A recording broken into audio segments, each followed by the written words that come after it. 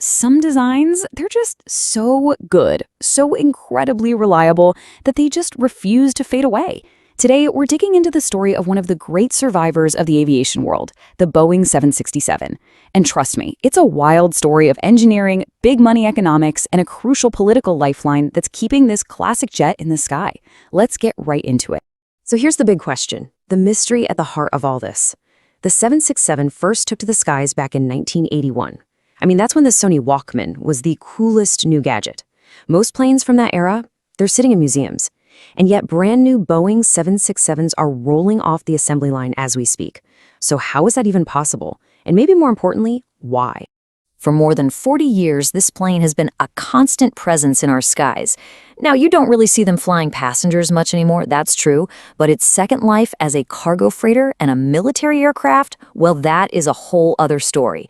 It's found a second, a third, and maybe even a fourth wind, and that's the real key to its survival today.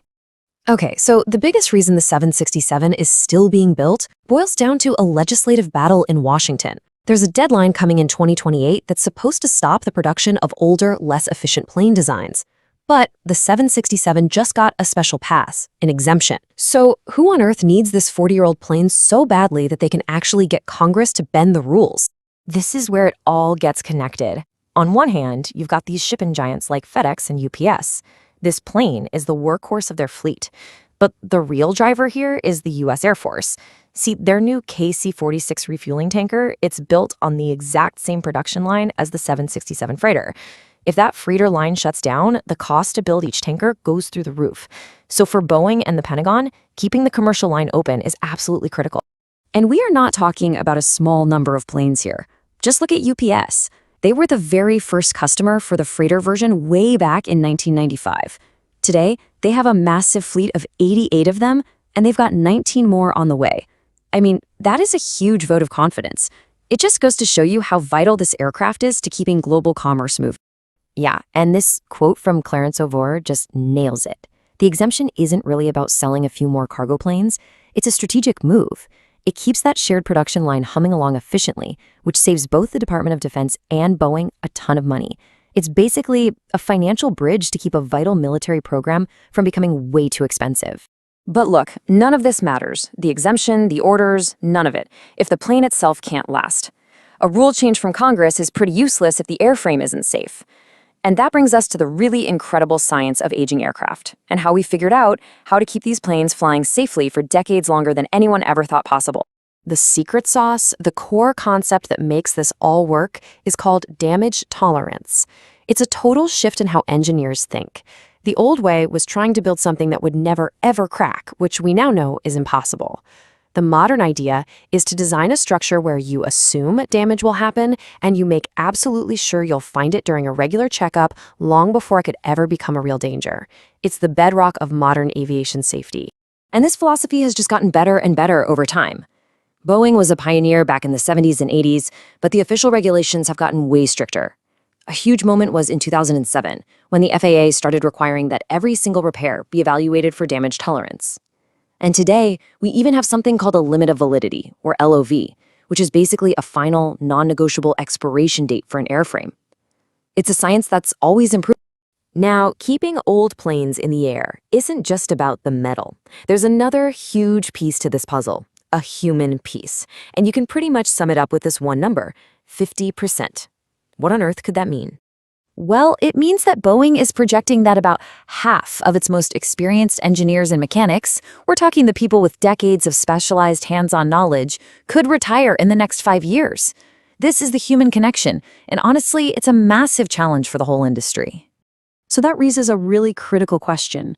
This kind of expertise, it's a craft. It's built over an entire career. You can't learn it all from a textbook. So how do you make sure that priceless institutional knowledge gets passed down to the next generation? It's a race against time that's just as important as solving any engineering problem. To really appreciate just how incredible the 767's endurance is, it helps to put it in context, to see it as part of a much bigger story. Boeing has been shaping commercial flight for over 100 years, and the 767 is carrying on that legacy. So let's just take a quick look back at some of the giants on whose wings it flies. I mean, just look at this thing, the Boeing 314 Clipper. Back in the 1930s, this gorgeous flying boat was the absolute peak of luxury and technology.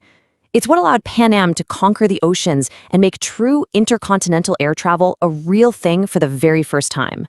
And then came the 307 Stratoliner. This was another absolute game changer. It was the world's first airliner with a pressurized cabin, which meant it could fly above the weather, where the air is smooth. This completely revolutionized how comfortable and reliable flying was. That kind of boundary-pushing tech is just part of Boeing's DNA. And by the time the jet age rolled around, Boeing was an industrial titan. This right here is the production line for the wildly successful 727.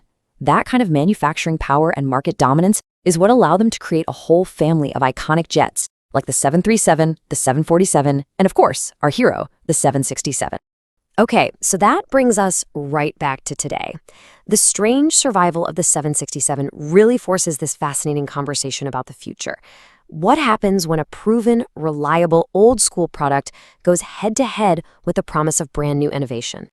Let's be honest, everybody knows what the replacement is supposed to be. It's a freighter version of the modern, lightweight, composite-built 787 Dreamliner. The problem?